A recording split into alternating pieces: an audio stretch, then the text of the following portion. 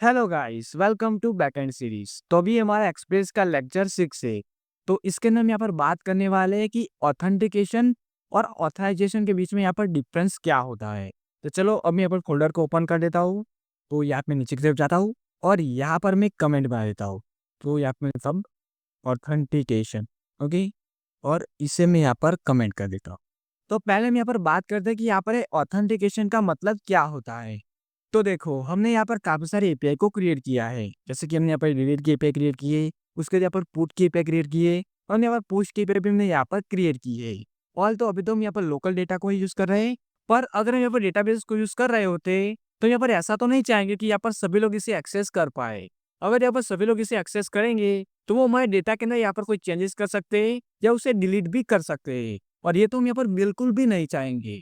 हम चाहते हैं कि सिर्फ यहाँ पर एडमिन ही डेटा को ऐड कर पाए, डिलीट कर पाए और उसे मॉडिफाई कर सके।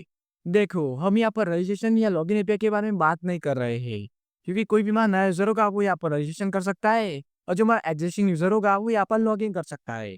तो उसकी हम यहाँ पर बात नहीं कर रहे हैं। हम यहाँ पर ऐसी फेस के बारे में बात कर रहे हैं जो सिर्फ एडमिन ही उस डेटा को ऐड कर पाए। फॉर एग्जाम्पल, हम यहाँ पर कोई ब्लॉग बनाते हैं, तो हम यहाँ पर चाहेंगे कि यहाँ पर सिर्फ एडमिन ही ब्लॉग पोस्ट को ऐड कर पाए। मतलब कि हमारे ब्लॉग की जो एपीआई होगी ना, वो यहाँ पर सिर्फ एडमिन ही एक्सेस कर पाए। तो इसके लिए मैं यहाँ पर ये तो पता होना चाहिए ना कि यहाँ पर एपीआई कौन यूज कर रहा है। तो यहाँ पर ऑथेंटिकेशन की एंट्री होती है। मतलब कि ऑथेंटिकेशन में यहाँ पर बताता है कि यहाँ पर कौन इसे यूज कर रहा है। Who can use this, okay, ये मैं यहाँ पर ऑथेंटिकेशन बताता है। उसके लिए यहाँ पर दूसरा टर्म होता है यहाँ पर ऑथराइजेशन। तो यहाँ पे मैं लिखता हूँ ऑथराइजेशन, ओके। तो यहाँ पर ऑथराइजेशन का मतलब क्या होता है। तो देखो, अब यहाँ में ये तो पता चल गया कि यहाँ पर कौन इस एपीआई को यूज कर रहा है। तो यहाँ पर दो पॉसिबिलिटी यहाँ पर हो सकती है। या इस एपीआई को यहाँ पर कोई यूजर एक्सेस कर रहा है, या हमारा एडमिन एक्सेस कर रहा है। तो यूजर यहाँ पर क्या कर सकता है कि सिर्फ यहाँ पर ब्लॉग को रीड कर सकता है, तो यहाँ पर उसके अंदर कोई भी चेंजेस नहीं कर सकता है। पर अगर यहाँ पर एडमिन होगा तो वो यहाँ पर इन सभी एपीआई को यूज कर पाएगा। वो यहाँ पर डेटा को अपडेट कर सकता है, डिलीट कर सकता है, और यहाँ पर डेटा को ऐड भी कर सकता है। तो कौन सी चीज यहाँ पर यूजर कर सकता है और कौन सी चीज यहाँ पर एडमिन कर सकता है, तो ये चीज बताता है हमारा ऑथराइजेशन।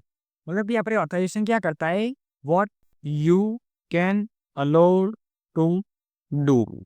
तो ऑथेंटिकेशन से हमें यहाँ पर पता चलता है कि यहाँ पर कौन इस एपीआई को यूज कर रहा है, और ऑथराइजेशन यहाँ पर बताता है कि आप यहाँ पर कौन कौन सी चीजें यहाँ पर कर सकते हैं।